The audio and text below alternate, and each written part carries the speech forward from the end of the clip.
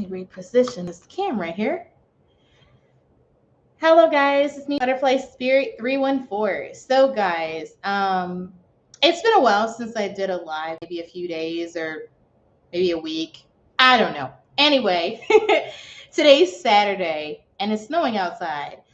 Um, and I'm working on getting my breakfast together and stuff. But anyway, I wanted to share the progress that I've made in my book. So this is the book that I've been reading, which is The Dance of Connection. Okay. So many of you guys know that I finished the first book, which was The Dance of Anger. So I finished that book, and I'm in the process of reading The Dance of Connection, the book I just showed you. Okay. And both books are in the same series. When I was reading Dance of Anger, I didn't know that there was a second book after that, that it was part of a trilogy. I didn't really know that, but now I kind of do. So anyway, as far as the Dance of Connection goes, I actually met a milestone. So it wasn't until the other day when I was at work, I realized, so I'm inside the book here. It wasn't until I realized the other day at work that I made it to page 100 in the Dance of Connection. So I actually made it to 100. When it came to the Dance of Anger, I read that book attempted to read that book until, it took me about 3 times. And then like 4th time, I decided to just go through it and I finished it.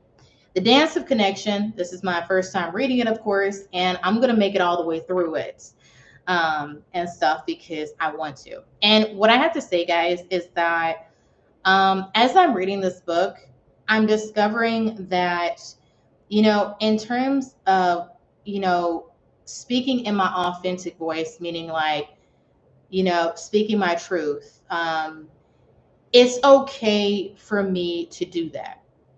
And, the thing is that in order for me to like get comfortable with like speaking in my authentic voice, meaning like really saying what I mean, to people and being vulnerable with people, and sharing my feelings and stuff like that.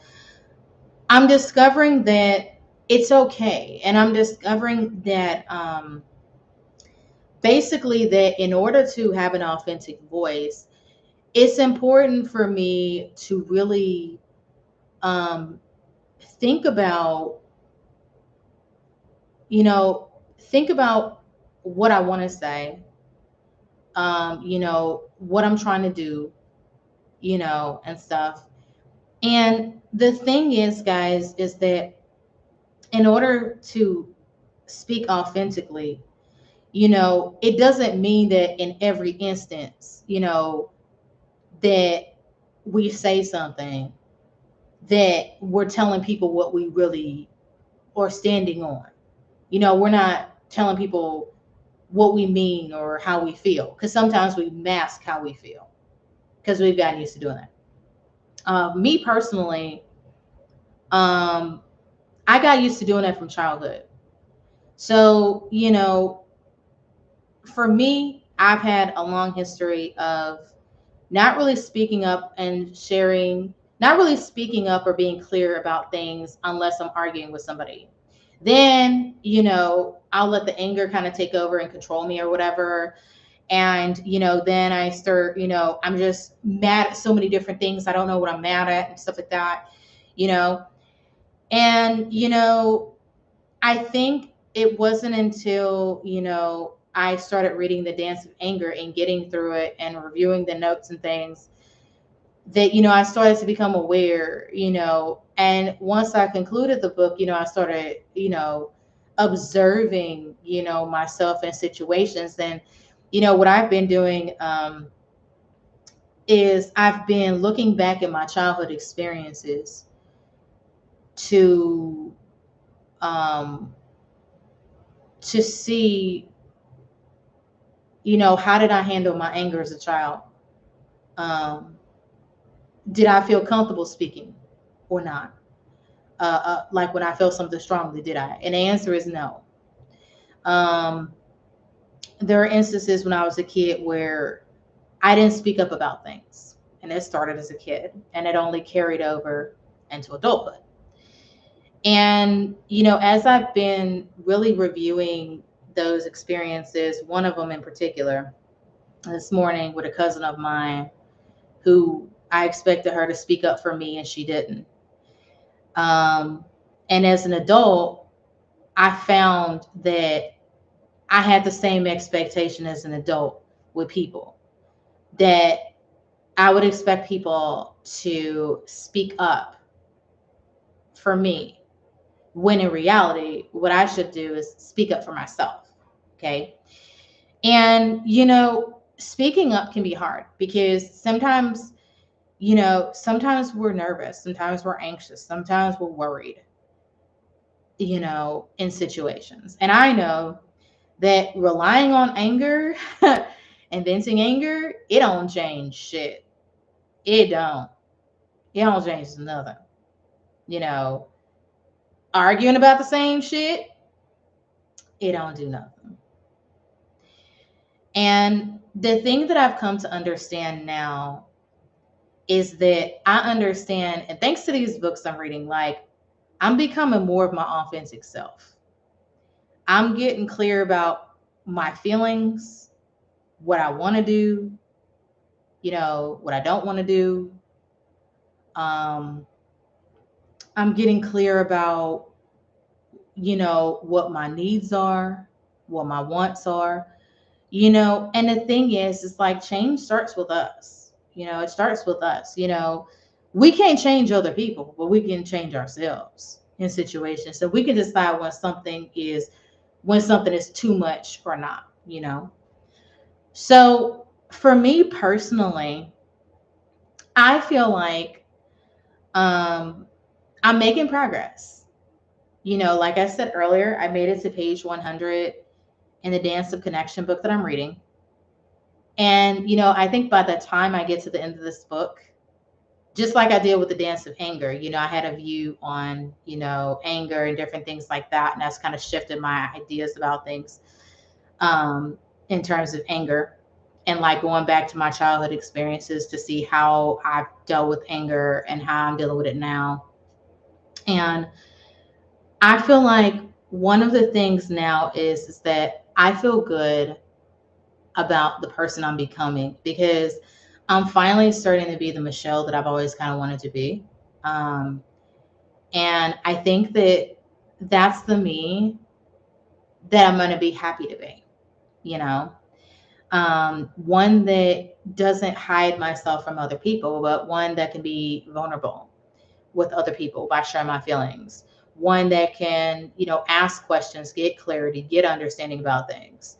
One that can, take actions to, if there's something that I can do, myself, instead of getting mad at somebody for not doing something, like, let's say, you know, if, I want to go to the grocery store and get something, instead of me expecting somebody else to do it, I can just get up and go to the grocery store myself, instead of like me projecting out and being so, focused on another person, being focused on myself, and this is really deep, guys, because this is where it really gets, because when you start to do what people call shadow work, and you start to like learn about yourself, and like I said, it starts when we're kids.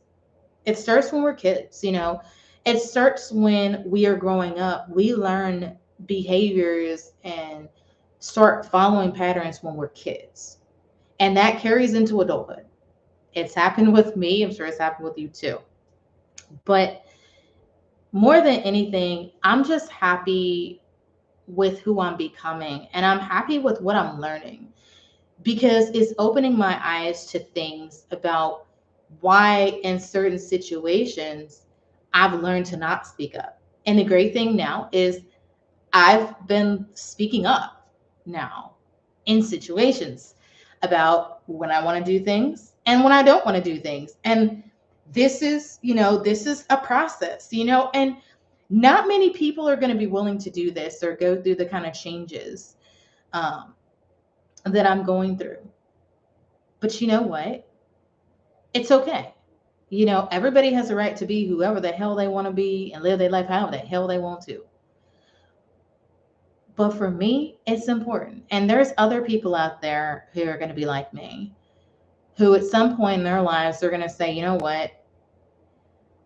I'm ready to learn more about myself and understand, why do things always turn out this way? Am I doing something to contribute to the way that something is? You know what I mean? So, um, the thing for me, guys, is that, hey, you know, like anybody, I can make mistakes and different things like that. But you know what? The great thing is that one thing I will say as a takeaway from my Dance of Anger book is that if you try to change really fast, you're not going to change at all. But if you gradually change, it's going to be a more lasting change. You know, it's the same thing as somebody who, let's say they want to lose 100 pounds. And so they jump all into a diet, and then they just like go like crazy trying to, lose all this weight or whatever. And then, but the thing is with losing weight, it's a mentality. It is a progression. It's not something that happens overnight. you know Same thing with shadow work and what I'm doing. The changes that I'm putting in right now for myself, I'm doing it gradually. And there's sometimes I want to just change quick. But you know what? I realized that I don't want to keep doing the same things I've been doing.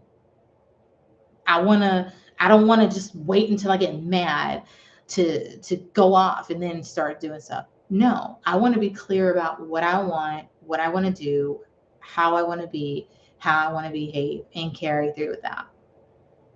And I guess in these videos, I'm starting to get clear about stuff. I guess so.